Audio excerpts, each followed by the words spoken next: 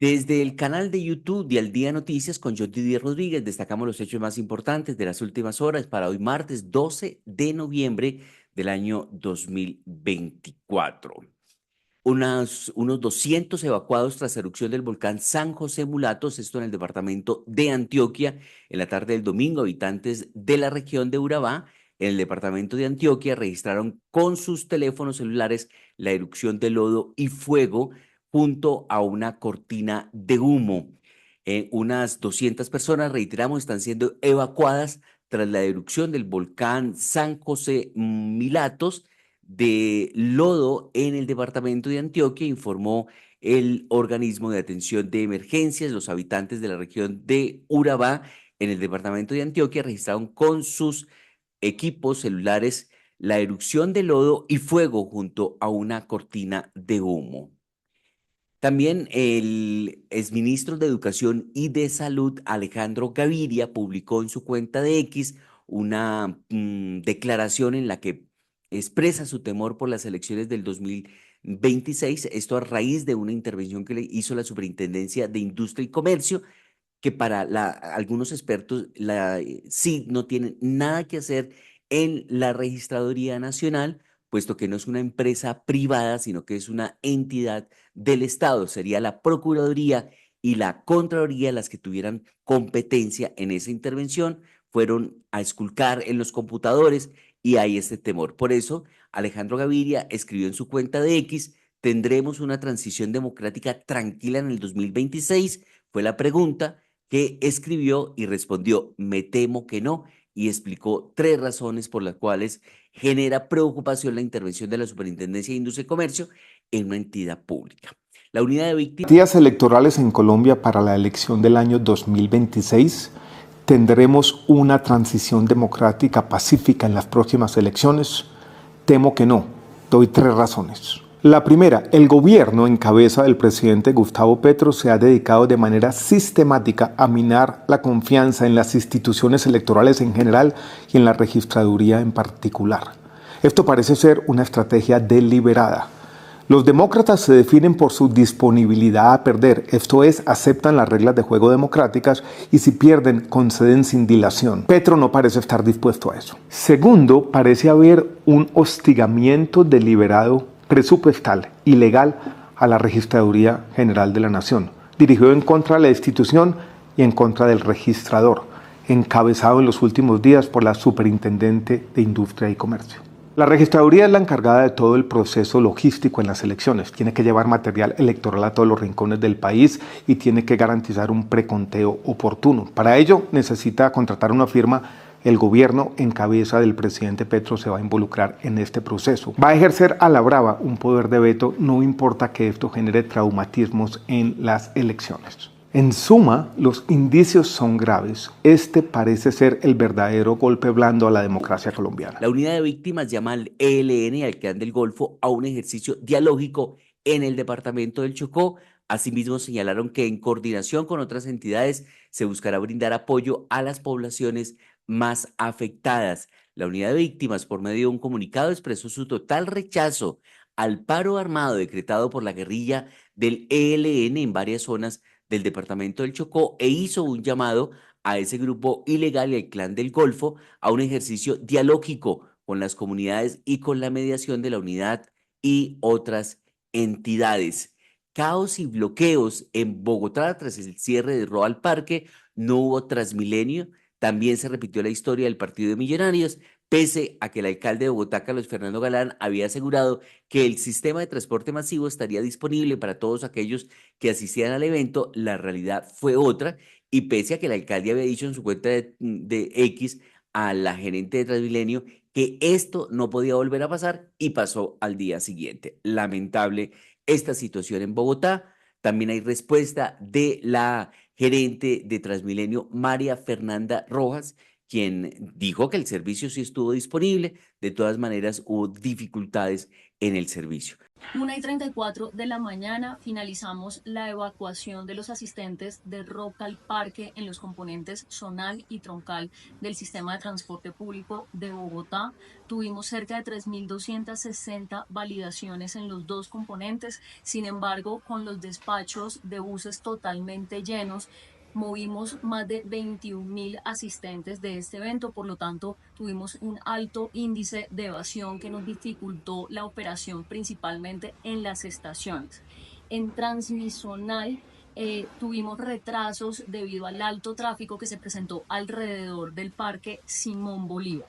Es la primera vez que el sistema Transmilenio ofrece este servicio ampliado para la evacuación del último día del festival Rock al Parque. Le pedimos disculpas a los usuarios que pagaron su tiquete y tuvieron que esperar más para llegar a su casa. Se cayó el nombramiento de Diego Cancino como director de la SAE tras las denuncias de acoso sexual. El ex viceministro del Interior y exconcejal de Bogotá es investigado por el delito de acto sexual violento. Con frialdad, reclusas revelan cómo planearon el crimen de un agricultor. Estos hechos ocurridos en el departamento del Cauca. Pagaron 5 millones de pesos. Aseguraron desde la cárcel una pareja de mujeres confesó impactantes detalles del homicidio de un agricultor con el que compartían un terreno en Popayán, en el departamento del Cauca. 5 personas fueron detenidas por este crimen. Integrantes de la Armada Nacional vendían información al Clan del Golfo sobre las operaciones. Les pagaron hasta 3 millones de pesos por información que permitiera a los cabecillas evadir las operaciones militares. Llegaron las primeras 2 toneladas de ayuda humanitaria para damnificados del Alto Baudó, esto en el departamento del Chocó. El ejército también entregó más de 300 kits con insumos para ayudar a mitigar las afectaciones por la ola invernal. Esto de la ola invernal es uno de los hechos más importantes de las últimas horas en el país y que llevó al gobierno nacional a decretar la emergencia nacional. La gobernación del Chocó inició la entrega de las primeras 2.000 ayudas humanitarias para las más de 150.000 personas damnificadas que han perdido sus hogares y medios de subsistencia. 27 municipios en emergencia climática en el departamento del Chocó. Tenemos 43 familias afectadas por el invierno en La Guajira, ha dicho el gobernador de ese departamento, Jairo Aguilar. El mandatario departamental sostuvo que las poblaciones más golpeadas son Riohacha, Manaure, Uribia, San Juan del Cesar, Distracción y Dibuya, entre otros. El ministro de Hacienda, Ricardo Bonilla, evalúa la redirección de recursos del Ministerio de Igualdad y el Ministerio de Vivienda para destinarlos a las emergencias que hay en este momento en el país. El ministro aseguró que identificará qué recursos de los ministerios no están comprometidos para reubicarlos en la atención de la emergencia invernal que se presenta en todo el territorio colombiano. Se confirma la llegada de otro senador de origen colombiano al Congreso de los Estados Unidos. Gallego es el primer latino en representar en el Senado de Arizona, un estado fronterizo de tradición republicana. El demócrata Rubén Gallego ganó a la trompista Carrie Lane el último puesto en el Senado que quedaba por definir de las elecciones del pasado 5 de noviembre correspondiente al estado de Arizona, según las proyecciones de voto de los principales medios estadounidenses. Nepotismo en el gobierno Petro, gran debate que ha surgido el pasado puente festivo en el país, sobre todo por una publicación que ha hecho el diario El Espectador, donde detalla cada uno de los altos funcionarios del gobierno que tiene a sus hijos y a toda su familia trabajando con millonarios contratos en el gobierno nacional. Familiares de ministros tienen contratos con el Estado, según esta investigación del diario El Espectador. El Espectador reveló los contratos de familiares de 6 ministros, así como de otros funcionarios cercanos del presidente Gustavo Petro, en el caso de Gustavo Bolívar, por ejemplo, o Helman Morris, por ejemplo. Si bien no es una acción ilegal, expertos cuestionan los nombramientos. Y el Estado colombiano reconoció responsabilidad por el magnicidio de Carlos Pizarro. En una audiencia ante la Corte Interamericana de Derechos Humanos, en el marco del estudio del caso, el director de la ADGE anunció la posición del Estado. María José Pizarro también intervino en la diligencia. Las Cruces deja una persona muerta, 5 casas destruidas y 100 familias damnificadas. Esto en San Vicente de Chucurí. Sus 38.000 habitantes están sin agua potable, 15 veredas incomunicadas por la destrucción de las carreteras y las clases se suspenden en los colegios públicos, anunció Óscar Mauricio San Miguel Rodríguez, el alcalde de San Vicente de Chucurí, esto en el departamento de Santander. Donald Trump escogería a Marco Rubio como secretario de Estado, según medios de comunicación de los Estados Unidos. Siguen los nombramientos del equipo y del gabinete del nuevo presidente de los estadounidenses. La Corte Suprema de Justicia hizo un llamado de urgencia frente a la crisis en el departamento del Chocó por las lluvias y el paro armado. Al menos 56 municipios de Santander tienen declarada calamidad pública según la Unidad Nacional de Gestión del Riesgo. Fatal accidente en el norte de Bogotá entre un peatón y un motociclista. Andrea Petro sorprendió con sus declaraciones sobre el expresidente Álvaro Uribe y dijo que es un líder nato y un buen político que tiene Colombia. Y a esto, pues le respondió el expresidente Álvaro Uribe a la hija del presidente Petro, quien lo elogió por su liderazgo. Tras una entrevista de Andrea Petro en el programa Los Informantes de Caracol Televisión, el expresidente Álvaro Uribe aseguró que cuando la diferencia de las ideas no sea conciliable, no se debería pasar a la polarización. Desbordamiento del río Lebrija causa inundaciones en el Bajo Río Negro. La situación más crítica ocurre en las veredas Venecia, Provincia y La Tigra, Río Negro, esto en el departamento de Santander. Casos de dengue están aumentando en 3 municipios de norte de Santander. Las autoridades de salud adelantan acciones para combatir el mosquito transmisor. Un hombre murió en extrañas circunstancias en un retén militar, esto en el municipio de Argelia, departamento del Cauca. La muerte del hombre ha generado gran indignación en el municipio de Argelia, Cauca. Las autoridades lo señalaban de ser el presunto miembro de un grupo armado, pero la comunidad dice que era un líder campesino. En una hora, 2 personas murieron en puntos distintos por accidentes que se involucraron motos, esto en Bogotá, en medio de una tarde lluviosa y el plan retorno en las diferentes entradas de Bogotá. 2 accidentes de tránsito terminaron con la vida de 2 ciudadanos, según el reporte de las autoridades. Y en un centro comercial del municipio de Soacha, sicarios acabaron con la vida de un hombre. La víctima, al parecer, estaba saliendo del centro comercial en Soacha cuando hombres en moto lo atacaron con ráfagas de fuego y se dieron a la fuga. Controversia en el país por una canción de Karol G.